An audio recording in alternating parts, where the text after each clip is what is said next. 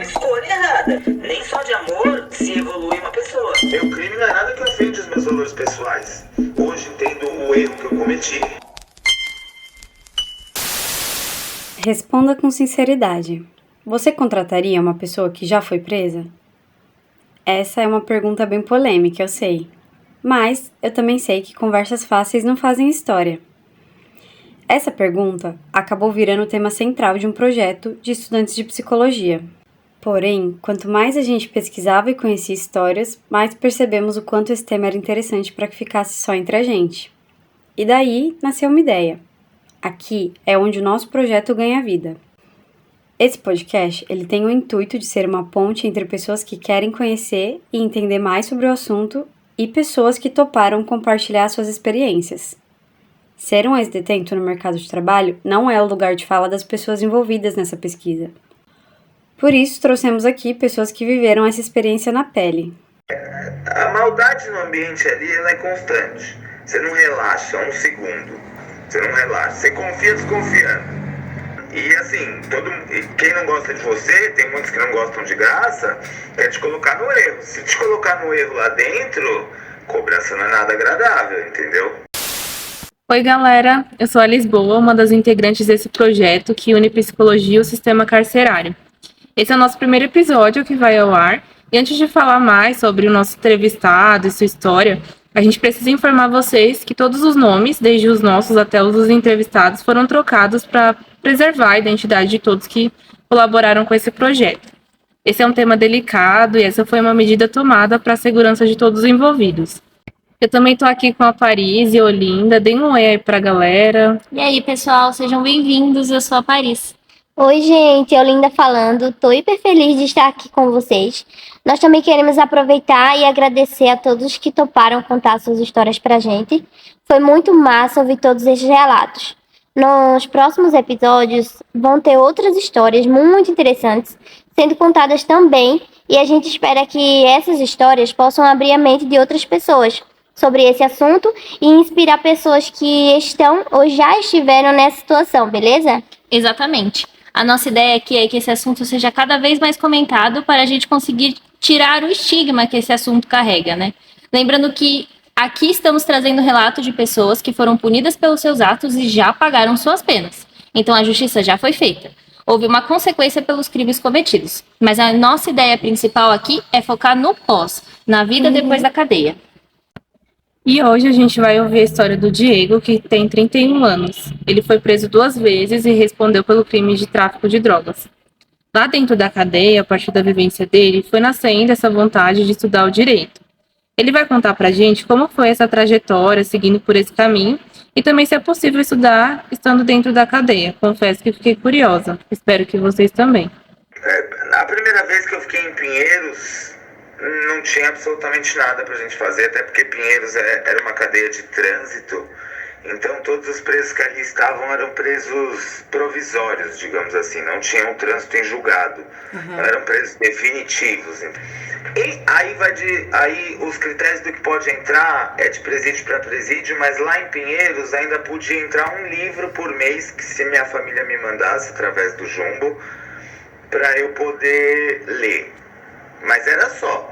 Tá. Só ir. Não tinha oferta de aula, não tinha nenhum programa pra você fazer, não tinha, sabe, absolutamente nada. Academia, a gente que constrói com água, se vira, entendeu? Já no segundo presídio que eu fiquei, como ali já tinham presos por vários crimes, definitivos ou não, em fase de recurso ou não. Tinha gente que estava lá há muitos anos já. Lá tinha sim programa de aulas, tanto aula de supletivo, quanto ensino profissionalizante, elétrica, padaria, essas coisas. Bacana. Sabe? Então, isso como eu te falei, é um dos requisitos, é uma das coisas que você pode fazer para diminuir sua pena. É um instituto previsto isso na lei de execução penal. Então os presos, eles começam por querer diminuir a pena E querendo ou não, com o tempo, aqueles que se propõem a fazer alguma coisa diferente da vida vão ver uma utilidade, vão aproveitar aquilo. Ainda mais pelo perfil, que é o que eu te falei. É um perfil que não terminou a escola. Eu fiquei preso com gente que era dona de 2, 3 biqueiras lá na Cracolândia de São Paulo, na antiga Cracolândia que era fixa ali no centro. E o cara era analfabeto, a gente tinha TV na cela, ele pedia pra gente ler o que estava escrito ali na chamada do jornal, sabe? Então é um perfil que, se não aprender alguma coisa, e assim, não adianta você falar pra ele aprender pra mudar de vida, isso não vai motivar ele a princípio, não vai, não vai. O cara entra lá, até ele chegar no CDP ele já passou muito mal na mão da polícia, no fórum piorou, porque o tratamento que eles dão é ridículo. É ridículo. Aqui. Vai fazer o cara se acalmar? Não vai. Ele vai ficar cada vez mais revoltado. Se o cara não tiver uma outra isca para fazer ele aprender alguma coisa e aí sim ter a possibilidade de escolher, não vai pra frente, entendeu? Sim. Então, esse instituto é a isca. Ele vai lá pra diminuir a pena dele. Ele fala, porra, eu vou ficar aqui 5 anos. Não tem o que fazer nessa merda. O que custa, tipo, uma vez na semana eu ir lá assistir aula e vai diminuindo uns dias da minha pena? Sim. Aí ele aprende um negócio, beleza, quando ele sai e pensa, o que eu posso fazer agora? Pô, eu já aprendi um negocinho de elétrica lá, será que eu não arrumo um bico? Já tem uma opção, pelo menos. Nem todos vão escolher a opção certa, mas tem uma opção, pelo menos, entendeu? E aí, que nem quando eu entrei querendo continuar estudando agora em 2022, porque eu já estudava, né? Só que em Mauá não pode entrar livro. Não pode entrar livro. Porque eles falam que eles já dão as aulas, que eram inúteis pra mim, porque eu já tinha superior incompleto. Não queria um curso técnico e não queria supletivo. E eles não deixavam mandar um livro porque eles falavam que eles já tinham biblioteca. Só que a biblioteca é um papel com um nome de 20 livros que ninguém nunca ouviu falar na vida, que eles passam de semana em semana vendo se você quer pegar um emprestado. Por que minha família não pode me mandar um livro que eu quero estudar? E aí naquele presídio não pode. Então você vê que não tem uma uniformização e isso é previsto na lei, tá? Que o acesso a estudo.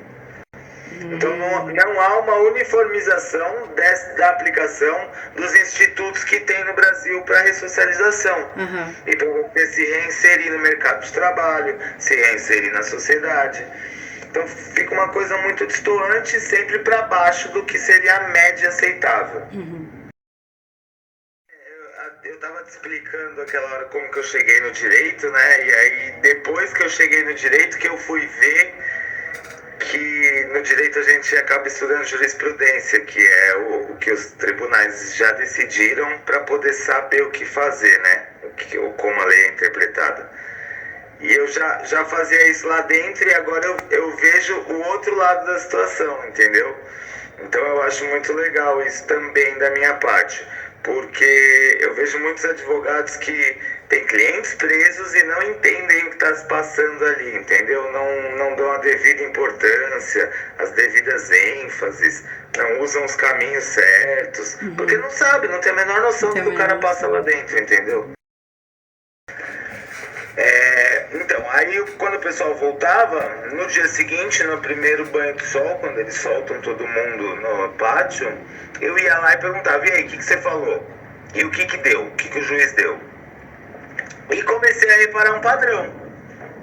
Comecei a ver que quem estava negando as acusações estava tomando a pena mínima, que era de 5 anos no regime fechado, sem o redutor, que é um recurso que a gente tem para reduzir a pena, tirar onde o peso do crime, mediante alguns requisitos, que é o que todo mundo chama de tráfico privilegiado, ou a modalidade privilegiada de qualquer crime que seja, mas no meu caso era o tráfico. E quem estava assumindo e indo nessa linha de assumir tentar aproveitar esses benefícios, estava pegando o regime aberto, pena de 1 ano e 8 no regime aberto, serviço comunitário. Então o que eu pensei comigo? Eu pensei, pô, eu quero ir pra casa, quero 1 e 8 no aberto.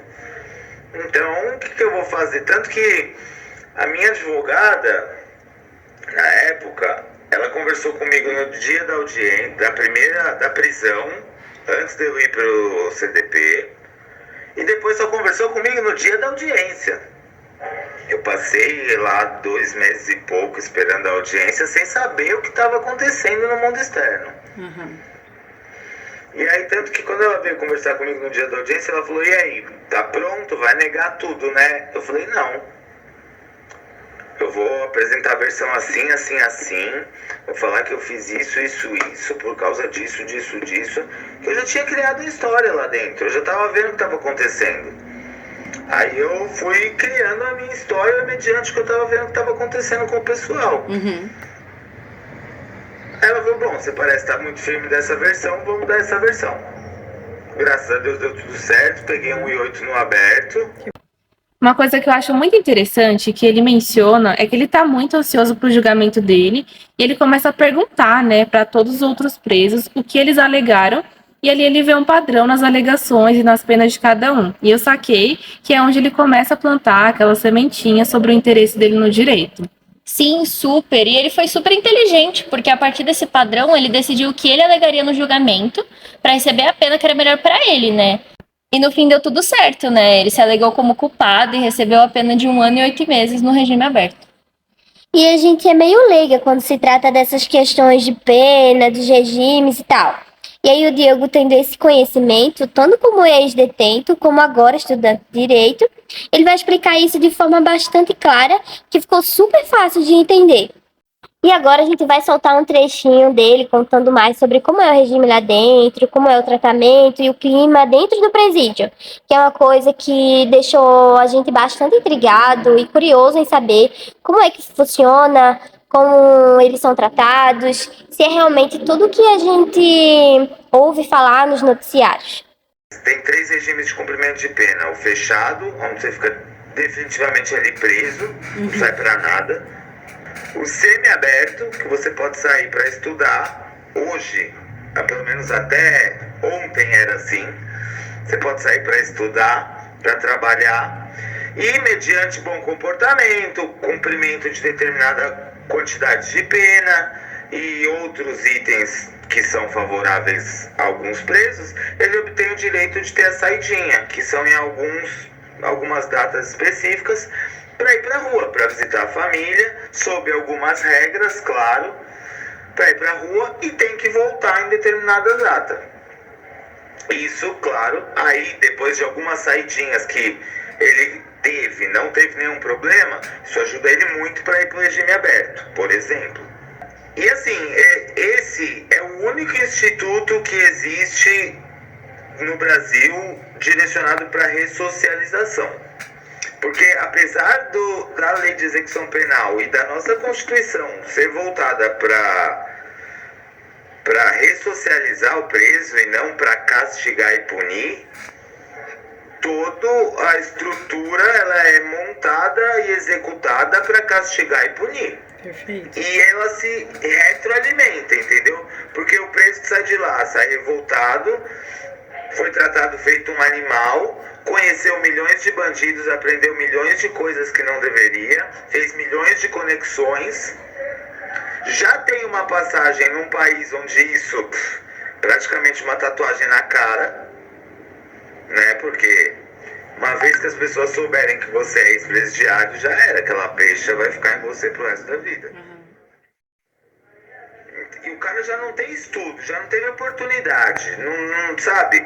Ele já cresce revoltado com a sociedade, ainda carimba uma passagem na ficha dele. O cara vai sair de lá e ele vai voltar pro crime. E aí ele vai voltar pro crime, vai voltar pro sistema, vai voltar pro crime, vai voltar pro sistema, e isso se retroalimenta. E agora com essa PEC, não tem mais saída para visitar a família, nem para convívio com a sociedade. Eles vão manter todo mundo enjaulado lá até acabar a pena. Aí como você acha que o cara vai... Porque assim, Você fica lá dentro, você começa a reagir igual uma panela de pressão. No começo você vê como é, você vai lidando. Com o tempo aquilo vai subindo. Porque é o tempo todo, é alguém querendo te colocar no erro. A maldade no ambiente ali, ela é constante. Você não relaxa um segundo, entendeu? Você não relaxa, você confia desconfiando. Você não relaxa um segundo ali. Então, e assim, quem não gosta de você, tem muitos que não gostam de graça, quer te colocar no erro. Se te colocar no erro lá dentro, cobrança não é nada agradável, entendeu? Então você fica o tempo todo tenso. O tempo todo alguma coisa pode acontecer. De manhã tem contagem, a polícia passa batendo no negócio lá, no bagulho, você tá dormindo, você já acorda com o maior barulhão. Tem horário certo que vem a água. Então se você não aproveitar aquela água, você fica sem banho. Se você ficar sem banho, e tem as regras internas dos presos. Ninguém gosta de quem não toma 2, 3 banhos num dia lá. Eles não gostam. E aí a gente tem que dormir de 2 no colchãozinho, que chama valetar. Aí o cara não quer valetar com você. Aí se você não toma os banhos, o pessoal acha que você não é higiênico, eles te tiram do barraco, que é a cela. E aí você tem que pedir moradia nos outros barracos. Só que pra pedir moradia você tem que explicar por que você saiu. E aí como é que você entende? Você vai falar, pô, os caras me tiraram de lá porque eles chamam de mundrungo. Porque eu sou mundrungo, que é sujo, né? Os caras vão falar, ixi, também não quero você aqui, mano.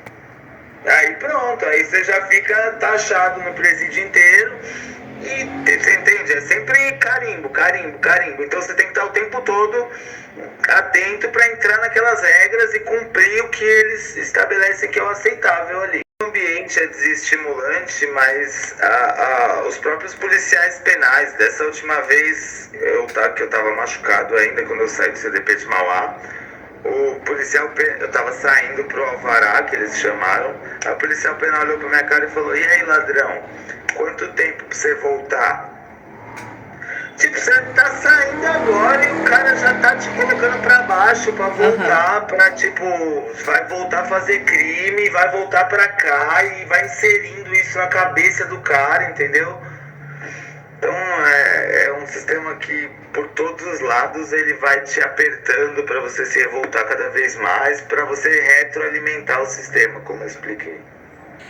E a tendência hoje é a gente, pelo menos, porque desde que eu comecei a estudar direito, eu comecei a gostar muito de política, porque é uma das áreas do direito, né? Sim. A tendência que a gente tem hoje é que as políticas de segurança pública vão regredir no sentido da ressocialização, assim como a PEC que foi aprovada ontem. É uma completa regressão, só vai piorar a situação, Você expor aos poucos o preso à liberdade que você tirou dele um tempo atrás. Porque o cara, vamos supor, o cara tá preso há 3 anos, sem olhar a rua, só olhando o mesmo quadrado que ele vive ali todo santo dia, 3 anos. Aí ele começa a sair, começa a ter liberdade, um pouco de exposição, para provar que sabe lidar com essa liberdade. Porque senão você deixa o cara 8 anos e de repente solta ele completamente na rua. É óbvio que esse cara vai sair completamente destoado da realidade e não vai saber se portar em sociedade. Ele tem que ter uma exposição gradual, progressiva, mas as bancadas do nosso país assim pensam. A gente não tem muito o que fazer. Havia um projeto que foi apresentado que queria simplesmente abrir a possibilidade de se criarem cadeias particulares no Brasil, assim como é nos Estados Unidos. Qual o sentido disso? O que qualquer pessoa na face da Terra espera conseguir permitindo que se crie uma cadeia onde dá lucro? O que o cara quer numa cadeia que dá lucro? Ele quer mais preso, porque ele quer mais lucro. É assim que uma empresa funciona. Não tem sentido você fazer da cadeia uma empresa. Com certeza. A não ser ganhar dinheiro com encarceramento em massa do preto, do pobre. Caramba, que tenso, né? Realmente parece um ambiente muito estressante e muito caótico. A gente entrevistou uma outra pessoa, inclusive, que foi presa em 3 estados diferentes e que relatou essa questão do convívio e do tratamento dentro dos presídios de cada estado. É sempre bem diferente um do outro. Então, acho interessante a gente mostrar aqui diferentes experiências pessoais, né? Essa, por exemplo, que o Diego relatou, foi a história dele nos presídios que ele passou aqui dentro de São Paulo. E ele falou da saidinha também, né? Que é um assunto mega polêmico e que tem suas vantagens e desvantagens. Assim, falando de forma pessoal, eu não entendia muito o sentido da saidinha. Na minha visão, ela era muito desvantajosa, muito mais que vantajosa. Mas durante as nossas pesquisas, né, vendo todas as entrevistas, a gente conseguiu entender que esse recurso é muito válido e que é usado para ressocialização. Porque se você for pensar, como o entrevistado mesmo citou, é um cara que tá, preso há 10 anos num ambiente desse, sem contato com o meio externo. Se ele não tiver essa chance de ressocialização através da saidinha, ele vai ter muitos problemas para se adequar novamente àquela realidade fora da prisão, né? É exatamente isso. Assim como a Paris acabou de falar, e apesar da gente entender que esses recursos, mesmo quando concedidos, ele pode muitas vezes ser falho também ou resultar em uma consequência negativa, até como fugas e etc, né? Isso me faz lembrar muito sobre o caso do Pedrinho Matador, que ficou cerca de 40 anos preso, olha isso. Ele não teve esse recurso, acredito que até pela gravidade dos crimes dele, mas ele ficou tantos anos trancado que quando ele finalmente foi solto, ele teve um choque muito grande. Ele foi preso em 1973 e quando ele foi solto em 2007, ele não sabia nem o que era um computador. Nossa, Caramba! muito tempo, né? Isso, e ele perdeu todo o contato com o mundo exterior e, consequentemente, com os avanços tecnológicos, mudanças políticas, sociais. Vocês acreditam nisso? Gente, agora a gente vai soltar a última parte dessa entrevista, que é o Diego contando como ele começou a estudar e trabalhar com advocacia e como foi essa mudança na vida dele após ingressar nessa carreira. E nesse tempo todo eu ainda estava devendo uma quantia para minha advogada, né? Em relação à defesa. Eu sei que ainda estou te devendo tanto, só que tô conseguindo ganhar dinheiro, nem posso sair de casa, não consigo fazer nada e tal. Ela falou, olha, eu tenho algumas coisas aqui no escritório, trabalho no escritório, planilhar algumas coisas, fazer alguns destaques em extratos que eu te pedi, achar algumas informações que me tomam muito tempo, eu preciso me dedicar para a parte jurídica em si, e você pode ir fazendo para mim e a gente vai abatendo aí do que eu te devo, tá bom? Tudo bem? Tudo bem. Com o tempo eu comecei, ao invés de ajudar ela como se fosse freelance, a ir até o escritório dela. E quando eu comecei a ser assistente dela no escritório, eu comecei a lidar com as coisas jurídicas mais no dia a dia. E aí ela começou a me pedir as coisas jurídicas, eu fui fazendo com uma certa facilidade, fui gostando. E aí até o final do ano, eu pensei comigo, tô me dando bem, tô indo bem na área, eu tô gostando, que eu vou ser autônomo, porque uma das coisas que eu sabia é que ninguém ia me contratar. Eu nunca fui muito de pedir emprego, eu já sempre fui mais no esquema de autônomo mesmo. Mas aí depois que eu fui preso, eu falei, agora é que eu não vou me sujeitar mesmo a essa humilhação de ir lá pedir vaga e apresentar um atestado com uma condenação. E aí eu pensei, é uma profissão que eu vou ser autônomo, eu não preciso me sujeitar a nada disso. Uma profissão promissora, de um potencial econômico bem legal e que eu gosto. Aí fui pesquisar. A OAB não tem problema quanto ao antecedente criminal, etc. Então, vamos lá. Fui, fiz o Enem, me inscrevi no Enem, fiz o Enem. Na verdade, eu já tinha me inscrito no Enem, porque quando a gente está preso preventivamente, a gente tem alguns direitos ainda que o preso definitivo não tem. Como, por exemplo, votar, fazer as provas, etc. Então, eu tinha me inscrito no Enem, que é uma forma de você reduzir pena. Entendeu? Você estudando, trabalhando, fazendo Enem. Aí fui aprovado, continuei trabalhando para a doutora. Assim, graças ao que eu falei para você, que eu consegui me reinserir de uma forma muito fácil, muito positiva, consegui meio que tô nesse processo, mas virar o jogo assim de uma forma muito bacana, eu tenho consciência hoje de que tudo isso, por bem ou por mal, foi ocasionado pela minha prisão. Então, querendo ou não, eu estou no caminho que eu estou hoje decorrente da minha prisão. Eu não posso fingir que não aconteceu, até porque eu estaria negando uma coisa que foi positiva para mim. Nem só de amor se evolui uma pessoa, né? Então, assim, foi um período muito ruim, um período de sofrimento, foi, mas que não me envergonha, até pelo meu crime. Meu crime não foi contra a pessoa, não foi contra patrimônio, que são coisas dos meus valores pessoais, entendeu? Meu crime não é nada que ofende os meus valores pessoais.